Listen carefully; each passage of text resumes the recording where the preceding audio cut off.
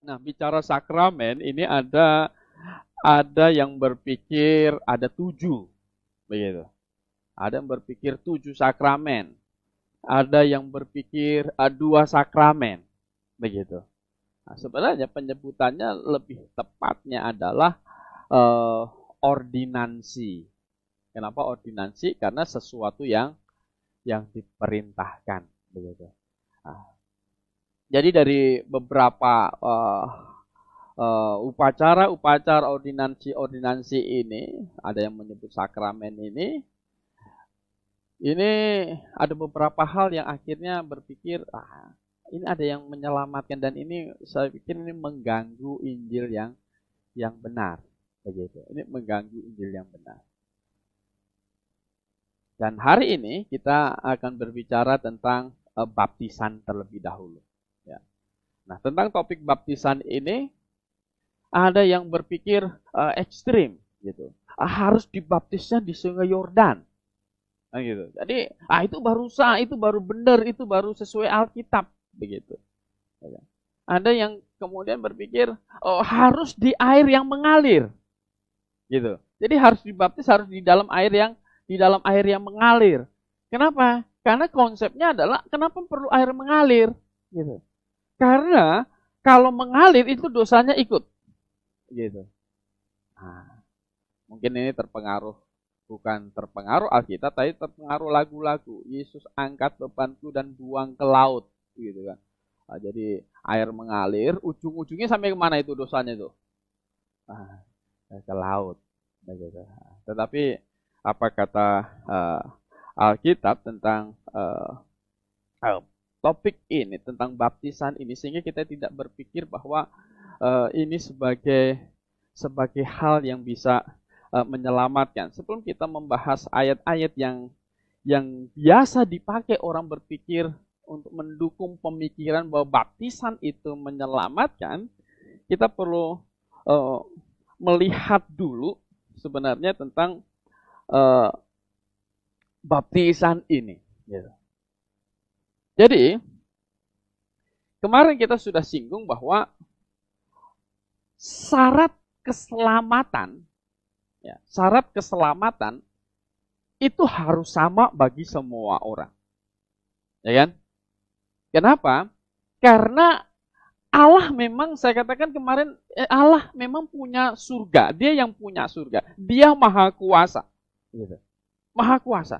Tetapi Allah yang maha kuasa, ini juga Allah yang maha adil. Gitu.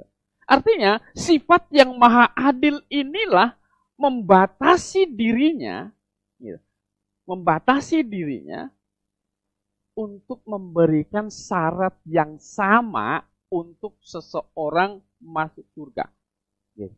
Bahkan dari manusia, dari pertama diciptakan Adam dan Hawa yang sudah jatuh ke dalam dosa, sampai nanti manusia terakhir, syarat keselamatannya, adilnya adalah syarat keselamatannya itu adalah apa? Adalah sama. Nah, kita ulang sedikit. Jadi dari awal sampai akhir kejatuhan sampai akhir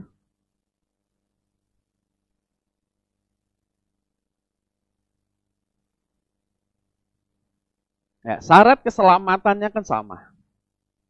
Kekristenan, Alkitab mengajarkan syarat keselamatan sama ada di dalam siapa?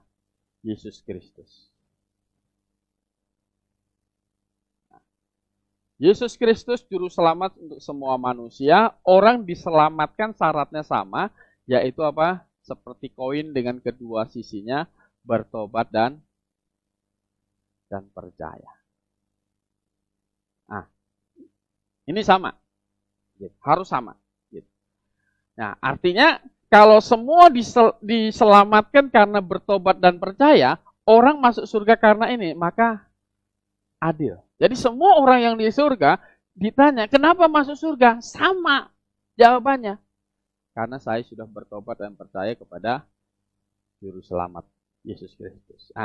Bedanya yang perjanjian lama masih akan datang. Nah, orang setelah penyaliban Tuhan Yesus sudah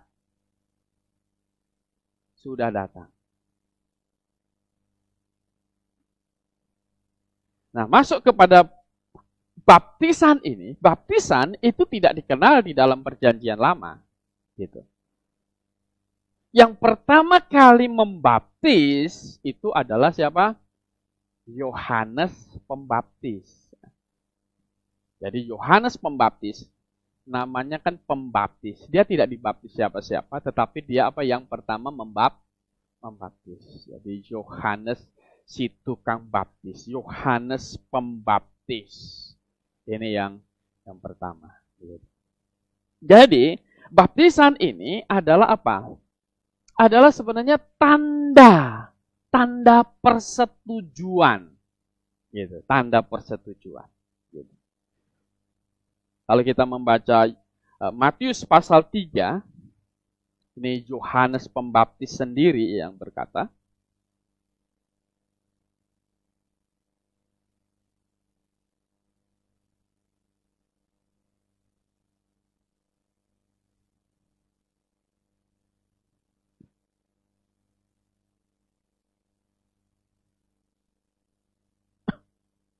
ayat 11.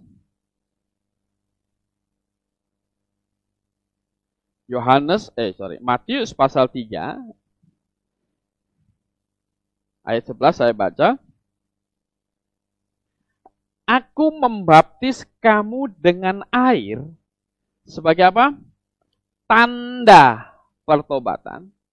Tetapi ia yang akan datang, ia yang datang kemudian daripadaku lebih berkuasa daripadaku dan aku tidak layak melepaskan kasutnya, katanya. Jadi Yohanes Pembaptis ini berkata demikian, kenapa? Karena kalau kita lihat ayat di atas, nah ayat 7, coba lihat ayat 7. Tetapi waktu ia melihat banyak orang Farisi dan orang Saduki datang untuk dibaptis, katanya.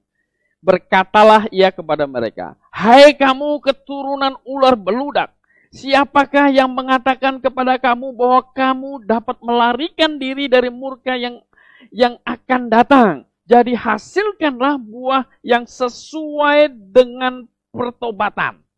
Nah, jadi dia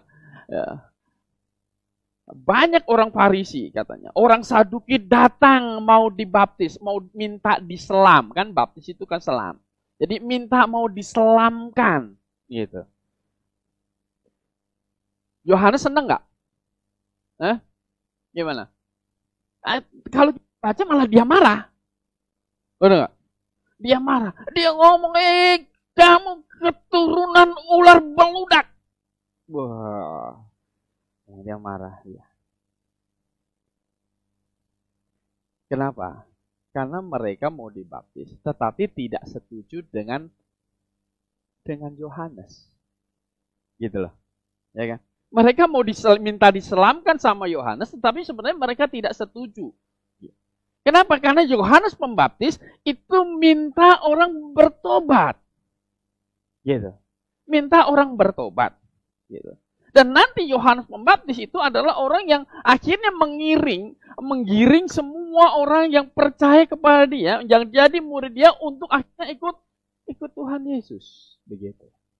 Jadi, baptisan ini ditenggelamkan ke dalam air ini. Ini tanda persetujuan. Maka Yohanes berkata bahwa aku membaptis sebagai tanda apa? Pertobatan. Setuju dengan Yohanes Pembaptis. Jadi yang tidak setuju dengan Yohanes Pembaptis tidak akan dibaptis. Seperti itu seharusnya. Karena apa? Karena tanda persetujuan, gitu. Jadi sebelum membuat tanda persetujuan, ya dia harus setuju dulu, gitu. Nah itulah maka Yohanes Pembaptis bilang, kamu, katanya, ular beludak. Tetapi kalau kita membaca berikutnya, Matius pasal 3, ini Yesus dibaptis. Yesus dibaptis. Coba kita buka Kita baca Matius pasal 3 ayat 15 itu. Dari ayat 13, ya. Matius pasal 3 dari ayat 13 saya baca, maka datanglah Yesus dari Galilea ke Yordan kepada Yohanes untuk dibaptis olehnya, gitu. Tetapi Yohanes mencegah dia, katanya, akulah yang perlu dibaptis olehmu dan engkau yang datang kepadaku. Lalu Yesus menjawab katanya, kepadanya biarlah hal itu terjadi. Padanya kepada Yohanes, biarlah hal itu terjadi karena demikianlah sepatutnya kita menggenapkan seluruh kehendak apa? Allah. Dan Yohanes pun menurutinya. Bapak Ibu yang dikasih dalam Tuhan. Jadi Yohanes tentu waktu Yesus datang, ya kan? Dia tidak berani membaptis. Gitu. Dia tidak berani membaptis. Kenapa? Karena dia sebelumnya yang khotbah, aku membaptis kamu dengan air. Tetapi dia yang datang kemudian, maksudnya siapa? Tuhan Yesus, gitu kan. Dia sudah bilang membuka tali kasutnya saja dia nggak layak. Gitu. Kemudian datang dari Galilea Yesus minta dibaptis. Akhirnya dibaptis. Kata Tuhan Yesus, biarlah terjadi katanya, sepatutnya kita menggenapkan seluruh kehendak Allah. Kenapa Tuhan Yesus dibaptis sama Yohanes Pembaptis? Karena itu bentuk sebenarnya persetujuan kepada Yohanes apa? Pembaptis. Gitu. Bentuk persetujuan kepada Yohanes Pembaptis. Jadi pada waktu itu orang melihat bahwa Yesus setuju dengan pelayanan Yohanes apa? Pembaptis. Jadi, kemudian itu jadi tanda persetujuan. Yesus dibaptis setuju dengan Yohanes Pembaptis, pelayanan Yohanes Pembaptis, berita dia setuju. Begitu. Dan baptisan ini ditetapkan, sekali lagi ya, baptisan ini akhirnya ditetapkan oleh Allah menjadi tanda orang yang sudah bertobat dan percaya kepada Tuhan Yesus. Tanda persetujuan, gitu. Bahkan tanda persetujuan untuk masuk ke dalam jemaat. Gitu. Jadi tanda persetujuan. Jadi ini penetapan, ini ditetapkan. Jadi tanda orang setuju, tandanya apa? Ya tandanya baptis ini. Gitu. Baptis, orang diselamkan, masuk ke dalam air, kemudian dinaikkan lagi. Dibaptis, itu namanya dibaptis, ditenggelamkan. Nah, ini diperintahkan sebagai tanda orang yang sudah bertobat dan percaya, setuju dengan Tuhan Yesus. Coba kita buka Matius pasal 28.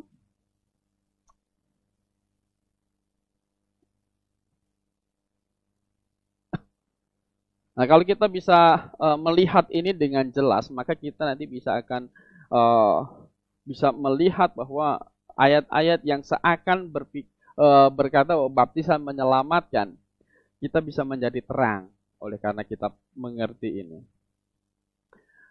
Jadi Injil Matius pasal 28 ayat 19 saya akan baca. Karena itu pergilah, jadikanlah semua bangsa muridku dan apa? Baptislah mereka dalam nama Bapa dan Anak dan Roh Kudus. Jadi ini satu upacara, satu ordinan yang ditetapkan sebagai tanda orang sudah jadi apa? Murid, setuju dengan pemberitaan murid-murid Tuhan Yesus. Jadi pergilah, jadikanlah semua bangsa muridku dan apa? Baptislah mereka.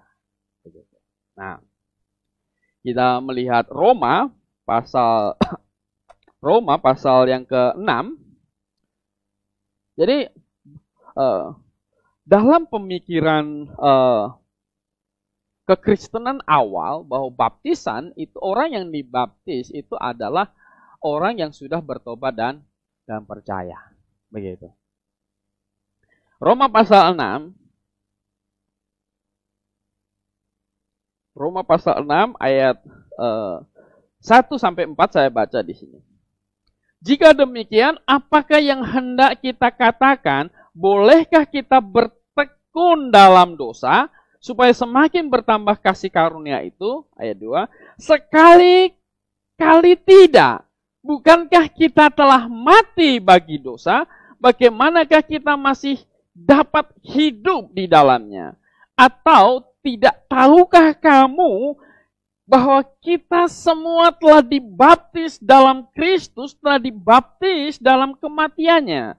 Dengan demikian kita telah dikuburkan bersama-sama dengan Dia oleh baptisan dalam kematian.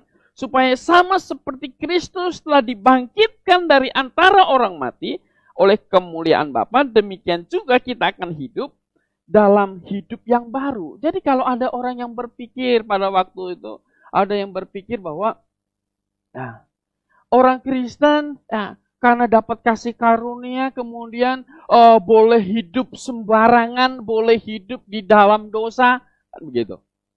Kata Paulus, sekali-kali tidak. Kenapa? Bukankah, gitu kan? Kita ini ketika kita dibaptis berarti kita ini sudah mendeklar, menyatakan kita ini mati bagi dosa. Bertobat. Kita bertobat. Kita percaya Yesus. Bahwa Yesus mati, Dia dikubur dan bangkit untuk menyelesaikan dosa kita. Gitu. Bagaimanakah kita masih bisa berpikir untuk kemudian apa? Wah, ini kesempatan untuk hidup di dalam dosa. Tidak demikian. Gitu. Maka Paulus bilang sekali-kali apa? Tidak. Heran. Gitu. Paulus itu heran. Kalau ada orang yang sudah dibaptis, ya kan?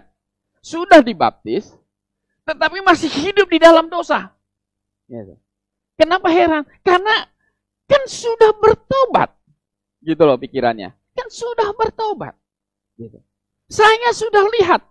Ya, manusia memang tidak bisa lihat sampai ke dalam hati. Tetapi Paulus bilang, kalau sudah dibaptiskan berarti orang lain sudah lihat. Saya sudah lihat. Gitu.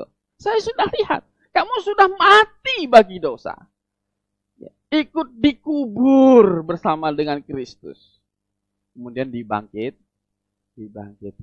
Seperti itu. Jadi pengertian di dalam baptisan itu seperti itu.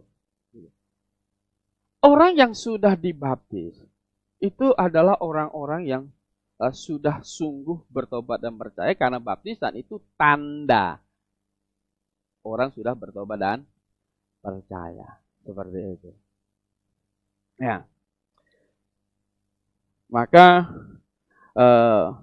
kalau di dalam Kisah Rasul pasal 8 itu baptisan itu selalu didahului dengan iman. Gitu. Baptisan itu syaratnya harus didahului dengan iman. Kisah Rasul pasal 8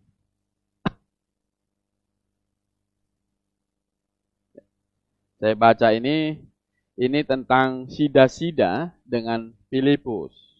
Kisah Rasul pasal 8 ayat 36. Jadi setelah sida-sida dari Ethiopia mendapat penerangan dari Filipus begitu. Ayat 36. Mereka melanjutkan perjalanan mereka dan tiba di suatu tempat yang ada air. Gitu. Karena kenapa perlu cari tempat yang ada air? Karena perlu diselamkan. Gitu. Lalu kata sida-sida itu, lihat di situ ada air. Apakah halangannya jika aku dibaptis? Sahut Filipus, jika Tuhan percaya dengan segenap hati, apa? Boleh. Gitu. Nah, jawabnya, aku percaya bahwa Yesus Kristus adalah apa? Anak Allah. Jadi Filipus tanya, dan jika Tuhan percaya dengan segenap hati, apa? Boleh. Kalau percayanya hanya setengah hati, boleh tidak? Tidak boleh. Kenapa? Karena ini adalah tanda iman sebenarnya. Baptisan ini menjadi diperintahkan Tuhan, ditetapkan sebagai tanda iman. Tanda iman. Maka sebelum orang dibaptis, ini kan tandanya nih. Gitu. Dia harus sudah ada iman dulu. Gitu. Harus ada iman dulu. Jadi, kalau tidak ada iman, maka Filipus ini pun tidak berani membaptis. Makanya tadi Yohanes Pembaptis itu sangat yakin orang Farisi dan orang Saduki itu tidak bertobat. Maka Yohanes Pembaptis itu tidak mau membaptis dia. Begitu. Jadi karena ini adalah tanda persetujuan. Tanda keselamatan, yaitu orang bertobat dan percaya. Tandanya ini. Ya, bahwa dia ikut mati, dikubur, dan dibangkitkan. Dan Yesus itu adalah dia mati di atas kayu salib, dikubur dan bangkit untuk mengalahkan apa? Dosa. Ya, karena memang dia adalah juru selamat. Dia mati di atas kayu salib untuk menanggung segenap dosa manusia. Jadi orang yang mau dibaptis adalah orang yang sudah setuju dulu bahwa Yesus itu mati bagi dia, dikubur dan bangkit karena dia orang berdosa. Jadi sudah selesai. Nah, karena percaya begini, tadi sida-sida, boleh nggak aku dibaptis? Asal Tuhan percaya, boleh. Jadi, kalau tidak percaya, boleh dibaptis tidak? Tidak. Yang bersangkutan sendiri harus mengucap, harus ngomong, harus mau sendiri. Tidak ada orang dibaptis atas iman orang lain. Tidak ada orang dibaptis atas iman orang tuanya. Itu tidak ada. Orang dibaptis, orang mau diselamkan itu harus atas imannya sendiri. Karena itu tanda iman dia sendiri. Jadi ini bukan untuk menyelamatkan. Ini bukan untuk menyelamatkan, tetapi tanda sudah diselamatkan. Sebenarnya tanda sudah diselamatkan. Maka Paulus tadi di Roma heran kalau ada orang berpikir, oh boleh apa sudah boleh hidup di dalam dosa begitu. Heran, kamu kan sudah dibaptis. Harusnya memang sudah betul-betul bertobat ini. Seperti itu. Nah, Bapak Ibu yang kasih dalam Tuhan. Jadi seperti itu. Nah, kalau kita membaca Kisah Rasul pasal 16 ini. Ini tentang Lydia ini, Kisah Rasul pasal 16.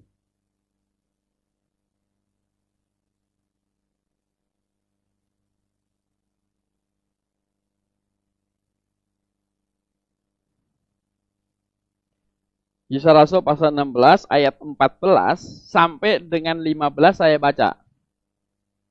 Seorang dari perempuan itu yang bernama Lydia turut mendengarkan, ia seorang penjual kain ungu dari kota Tiatira yang beribadah kepada Allah. Tuhan membuka hatinya sehingga ia memperhatikan apa yang dikatakan oleh Paulus. Sesudah ia dibaptis, perhatikan, sesudah ia dibaptis, bersama-sama dengan seisi rumahnya, ia mengajak kami, Paulus dan rombongan katanya, jika kamu berpendapat bahwa aku sungguh-sungguh percaya kepada Tuhan, marilah menumpang di rumahku. Ia mendesak sampai kami menerimanya. Kan begitu. Paulus sudah membaptiskan Lydia dan keluarganya. Dibaptis. Kan sudah dibaptis. Nah, Paulus ini diminta untuk numpang di rumah di situ. Karena mungkin Paulus mau nggak enak apa mungkin begitu dia mau pergi. Lydia desak. Kalau kalian betul-betul percaya saya, ya kan? Sudah percaya Tuhan, menumpang dulu di rumah saya. Gitu loh. Paulus kan, dia yang baptis, masa dia nggak percaya? Gitu kan? Nah, maka karena dia sudah lihat itu, dia memang percaya, Lydia sudah bertobat dan percaya. Gitu, maka dia menumpang di situ, didesak untuk menumpang. Jadi baptisan itu adalah upacara yang ditetapkan sebagai tanda orang sudah beriman. Gitu. Boleh diganti nggak tandanya ini? Oh, nggak bisa. Gitu, jangan diganti. Gitu. Tanda saya percaya ini saya isi formulir tekan ini di meterai 6.000 dah. Gitu. Tanda tangan di meterai 6.000. Oh, enggak begitu. Gitu. Ya enggak. Jadi Alkitab memang menegaskan, menetapkan tanda percaya adalah baptisan ini. Seperti itu. Nah, jadi konsepnya seperti itu. Jadi ini tanda iman. Orang yang dibaptis itu harus beriman dulu.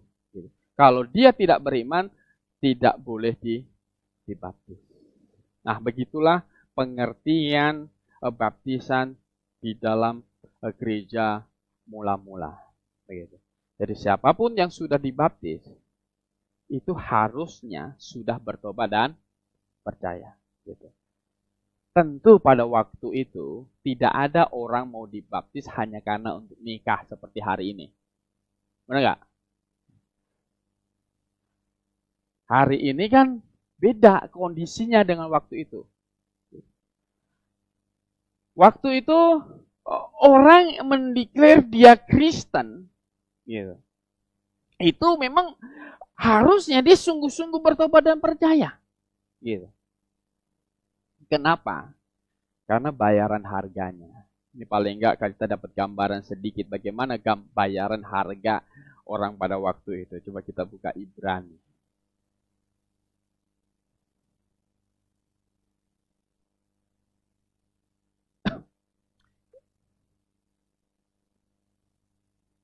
Ibrani pasal 10.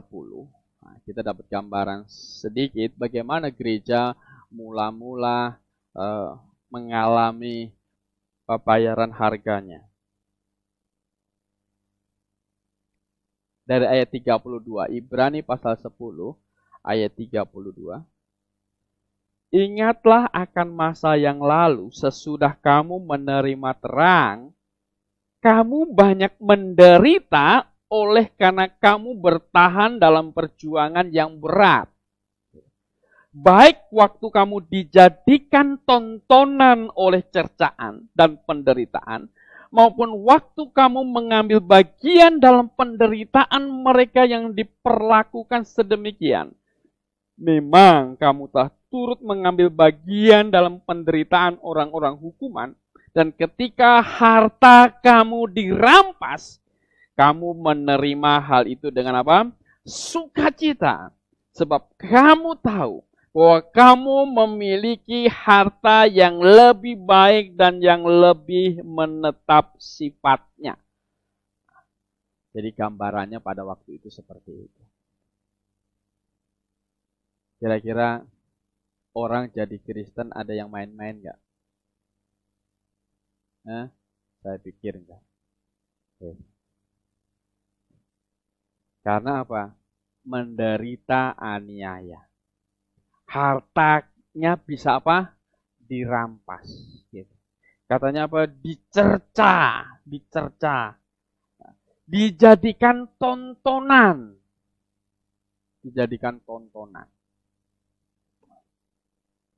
Memang kaisar yang Roma pada waktu itu juga membenci kekristenan. Gitu. Kaisar Nero itu yang tercatat memenggal Paulus, begitu, itu adalah sangat benci kekristenan. Menurut cerita, Nero ini loh untuk membuat orang senang, begitu.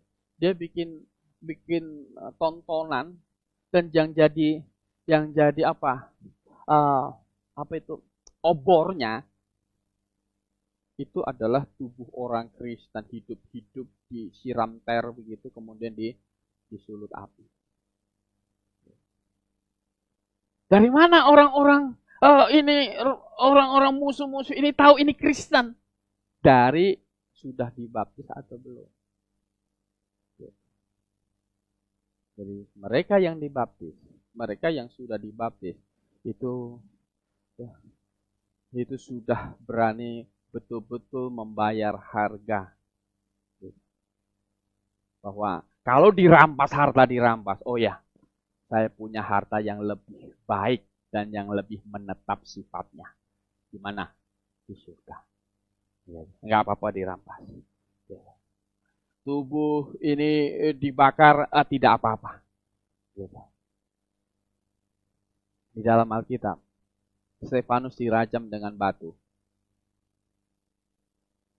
Dia ngeluh nggak? Stefanus? Oh, enggak. Dia nggak ngeluh. Dia menyerahkan nyawanya. Menyerahkan nyawanya. Paulus waktu itu yang sebelum jadi rasul.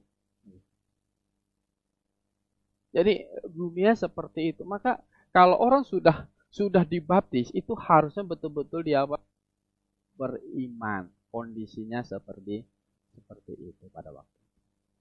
Nah, jadi ayat yang kadang mengecoh pandangan orang yang mengatakan bahwa harus dibaptis untuk masuk surga, harus dibaptis untuk diselamatkan, harus dibaptis untuk dapat pengampunan dosa. Coba kita buka beberapa ayat. Kadang orang menyuguhkan ayat ini. Markus.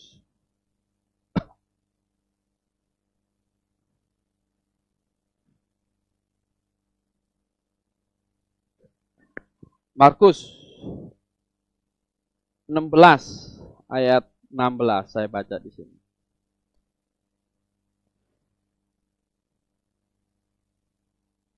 Markus 16 ayat 16. Siapa yang percaya dan dibaptis akan selamatkan. Tetapi siapa yang tidak percaya akan dihukum. Kenapa ada tambahan dan dibaptis? Nah, itu katanya. Kan harus nggak cukup percaya saja. Gitu. Nggak cukup bertobat percaya saja, nggak cukup. Harus dan dibaptis. Penekanan dan dibaptis itu adalah menekankan sungguh-sungguh.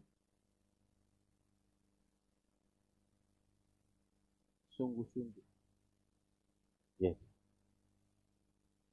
Maka tadi Lydia ngomong kepada Paulus, jika kamu yakin saya sudah percaya, sudah sungguh-sungguh, gitu kan? Tinggal di rumah saya makan dulu. Gitu. Sama kepada sida-sida itu. Filipus bilang, jika Tuhan percaya segenap hati. Segenap hati itu apa? Itu sama dengannya apa? Sama dengannya ya sungguh-sungguh, segenap hati.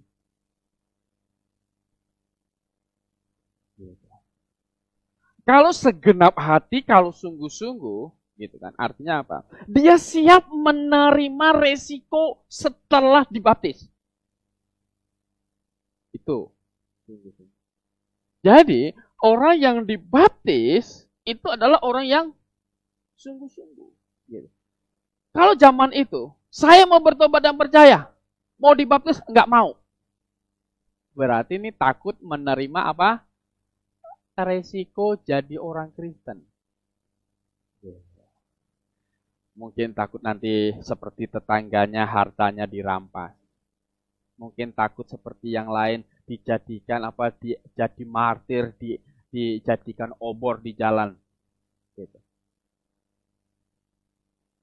Kalau orang bertobat dan percaya, tapi tidak mau dibaptis, ini namanya sungguh-sungguh tidak? Waktu itu. Oh enggak. Maka ada penekanan, barang siapa percaya dan dibaptis. Nah, sungguh-sungguh. Nah, penekanannya di situ. Gitu. Ya. Kalau Mbak Filipus bilang segenap hati. Gitu. Maka karena resiko orang menjadi Kristen, orang yang dibaptis, itu saya yakin gak mungkin main-main lagi dia. Gitu. Pasti sungguh-sungguh. Nah, kisah Rasul pasal 2. Begitu. Kisah Rasul pasal 2.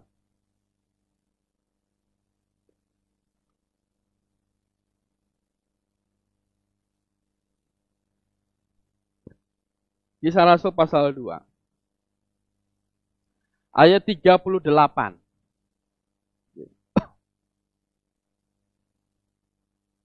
Dari ayat 37 ya. Ketika mereka, jadi ini setelah khotbah Paulus di hari Pantekosta itu, ketika mereka mendengar hal itu, hati mereka sangat terharu. Lalu mereka bertanya kepada Petrus dan rasul-rasul yang lain, apakah yang harus kami perbuat, saudara-saudara? Itu pertanyaannya. Apakah yang harus kami perbuat, saudara-saudara? Jawab Petrus kepada mereka, bertobatlah dan hendaklah kamu masing-masing memberi dirimu dibaptis dalam nama Yesus Kristus untuk pengampunan dosamu. Maka kamu akan menerima karunia Roh Kudus.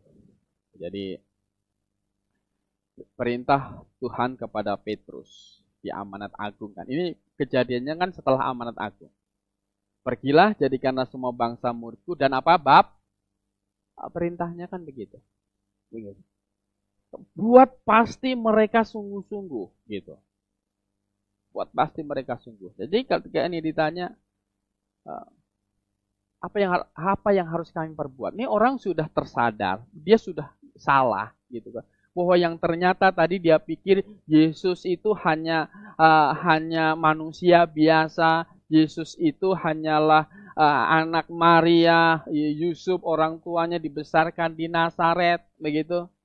Setelah diterangkan bahwa Yesus ini adalah Mesias yang sudah kamu salibkan, gitu, untuk pengampunan dosa itu, mereka jadi apa?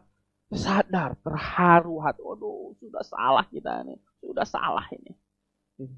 Sudah salah ini. Ini seharusnya Mesias saya ini. Sudah salah. Apa yang harus kami berbuat? Petrus bilang apa? Bertobat. Bertobat dan memberi diri dibaptis. Karena perintah Tuhan Yesus adalah jadikan semua bangsa muridku dan baptis. Maka Petrus menjawabnya seperti itu. Nah, ada pertanyaan yang mirip tetapi beda. Gitu. Coba kita buka Kisah Rasul pasal 15. Ini lebih spesifik untuk keselamatan.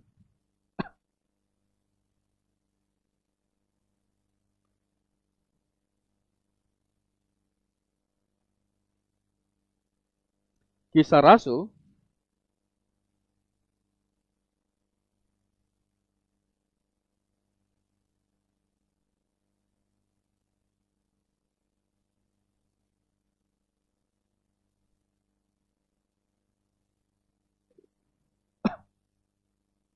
sorry.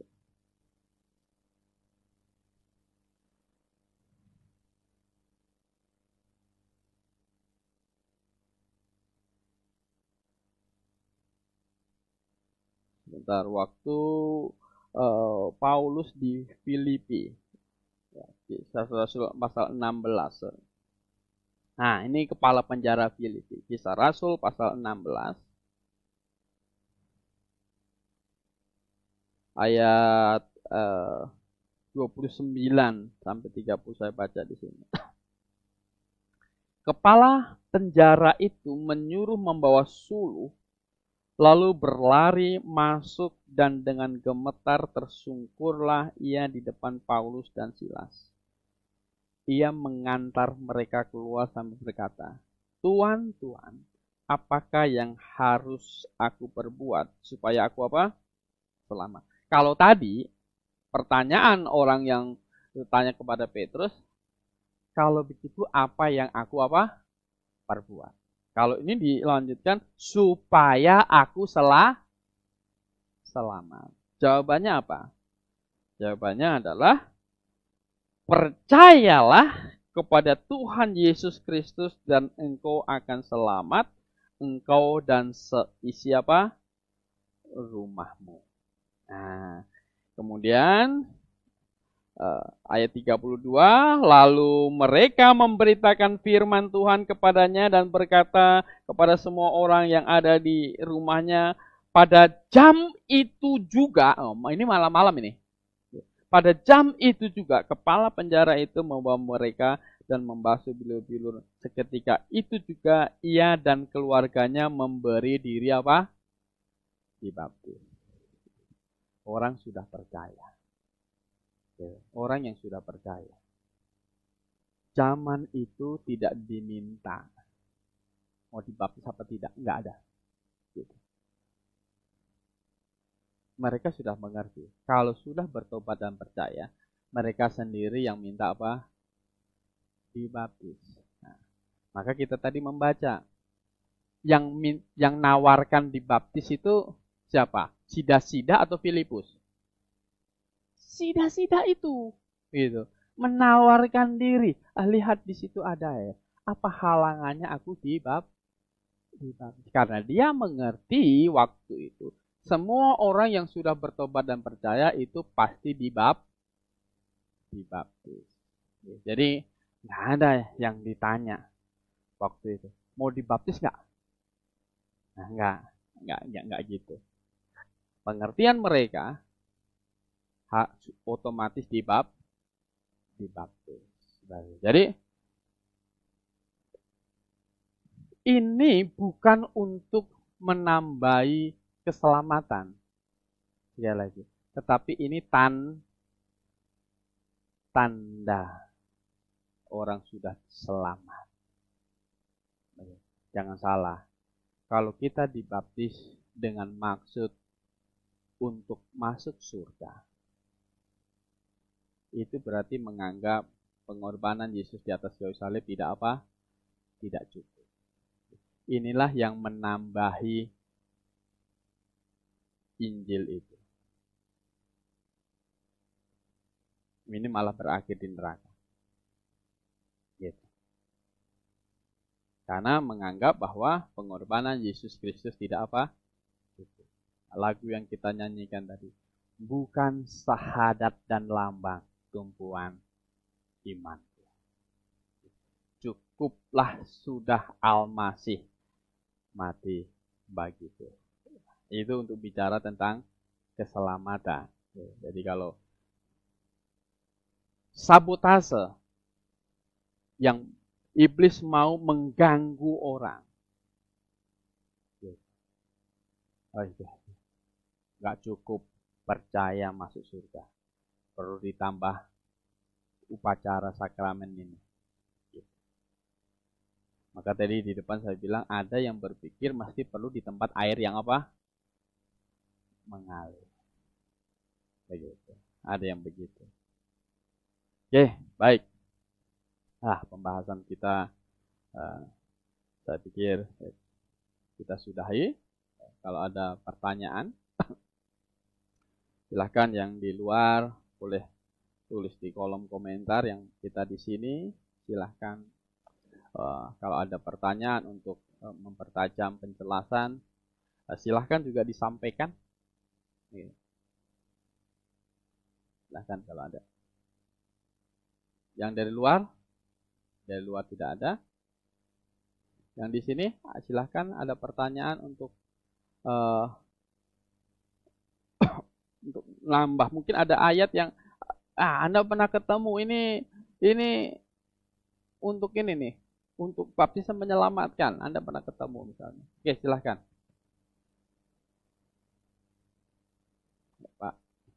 Ya, can you see ya?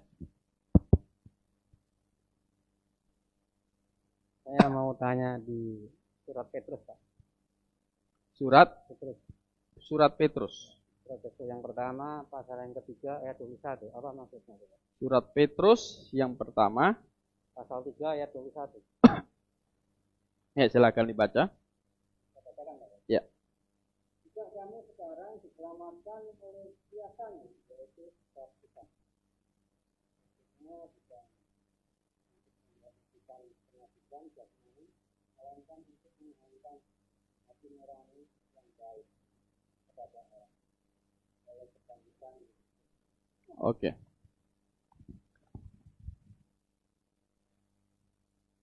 Coba kalau kita membaca ini kan bilang yang kita baca tadi juga kamu sekarang diselamatkan oleh kiasannya. Jadi ya itu apa? Baptisan. Kiasannya. Coba kita baca ayat di atasnya. Coba kita baca dari ayat 19. Dan di dalam roh itu juga ia, Tuhan Yesus pergi memberitakan Injil kepada roh-roh yang di dalam penjara, yaitu kepada roh-roh mereka yang dahulu pada waktu Nuh tidak taat kepada Allah. Ketika Allah tetap menanti dengan sabar waktu Nuh sedang mempersiapkan bahtera, di mana hanya sedikit, yaitu 8 orang yang diselamatkan oleh apa? Air bah. Jadi peristiwa Nuh ini 8 orang katanya ya. Yang selamat, 8 orang yang selamat. Yang selamat apa? Ini menurut ayat ini 8 orang ini selamat dari apa? Hah? Ini selamat dari air bah. Gitu.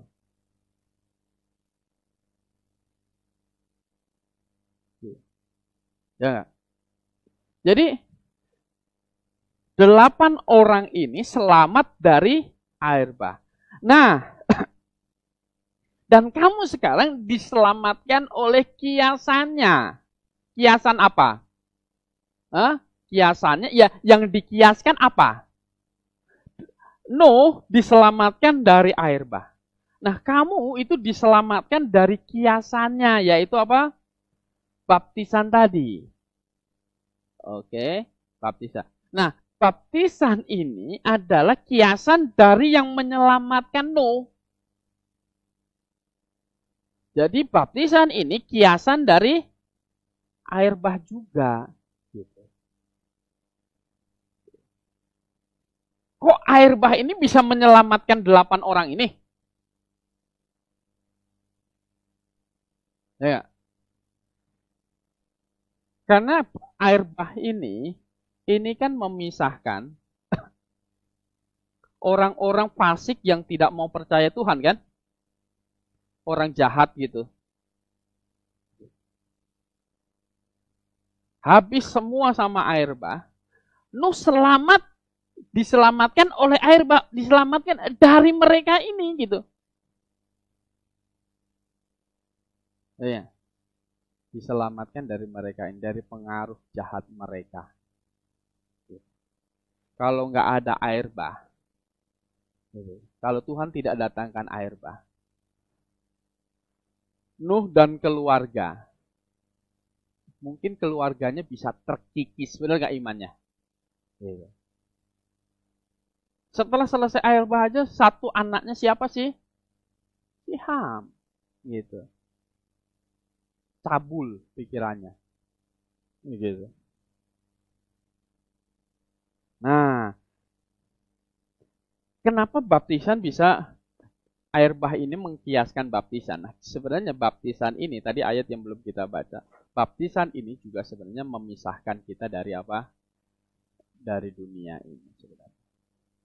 Dari dunia ini kenapa? Coba kita buka 1 Korintus pasal 12.